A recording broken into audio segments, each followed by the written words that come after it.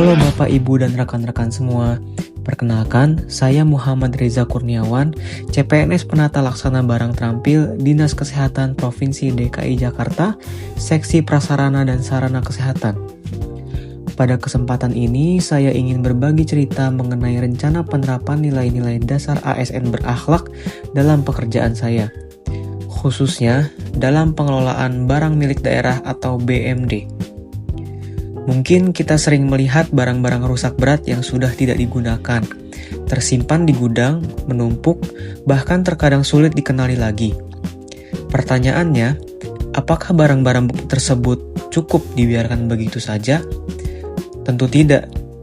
Setiap aset daerah harus tetap tercatat, terkelola, dan dapat dipertanggungjawabkan dengan baik. Berangkat dari kondisi tersebut, saya melihat perlunya upaya untuk mengoptimalkan pendataan dan pemilahan aset rusak berat yang akan diusulkan untuk penghapusan. Permasalahan yang sering timbul adalah data barang, foto kondisi, KIP, dan dokumen pendukung lainnya belum lengkap atau belum mutakhir. Akibatnya, proses identifikasi menjadi terhambat. Usulan penghapusan tertunda, dan barang rusak berat terus menumpuk di tempat penyimpanan. Dari sinilah muncul gagasan untuk membuat pendataan yang tertib, mudah dipantau, dan dapat diperbaharui secara bersama melalui Google Spreadsheet. Dalam menjalankan gagasan ini, nilai berorientasi pelayanan menjadi dasar utama yang saya ingin memastikan bahwa pengelolaan aset tidak hanya berhenti pada pencatatan administrasi, tetapi juga mampu mendukung pelayanan organisasi yang lebih baik. Dengan data aset yang lengkap dan rapi, proses penghapusan dapat berjalan lebih cepat, gudang menjadi lebih tertib, dan unit kerja terbantu dalam pengelolaan barang yang sudah tidak layak pakai. Jadi, pelayanan yang prima tidak selalu terlihat langsung di depan masyarakat, tetapi juga bisa dimulai dari pekerjaan administrasi yang tertata dengan baik. Nilai akuntabel saya terapkan dengan memastikan setiap data yang dimasukkan sesuai dengan kondisi nyata di lapangan. Nama barang, kode barang, register, lokasi, kondisi fisik, foto, hingga keterangan pendukung harus dicatat secara cermat. Mengapa ini penting? Karena setiap BMD adalah aset milik pemerintah daerah yang harus dapat dipertanggungjawabkan. Dengan data yang valid, proses pengusulan penghapusan tidak hanya menjadi lebih mudah, tetapi juga lebih transparan dan dapat dipercaya. Tentunya, dalam proses ini juga harus mengembangkan kemampuan diri. Dari sinilah nilai kompeten diterapkan. Saya perlu memahami prosedur penghapusan BMD, mempelajari dokumen yang dibutuhkan, serta menggunakan teknologi sederhana seperti Google Spreadsheet agar pekerjaan menjadi lebih efektif. Dengan belajar dan memperbaiki cara kerja, saya berharap hasil pendataan tidak hanya selesai, tetapi juga berkualitas dan bermanfaat bagi unit kerja saya. Dalam pelaksanaannya, pekerjaan ini tidak dapat dilakukan sendiri. Saya perlu berkoordinasi dengan pengurus barang, mentor, dan pihak terkait lainnya. Melalui komunikasi yang baik, saling menghargai masukan, dan saling membantu, nilai harmonis dapat terwujud.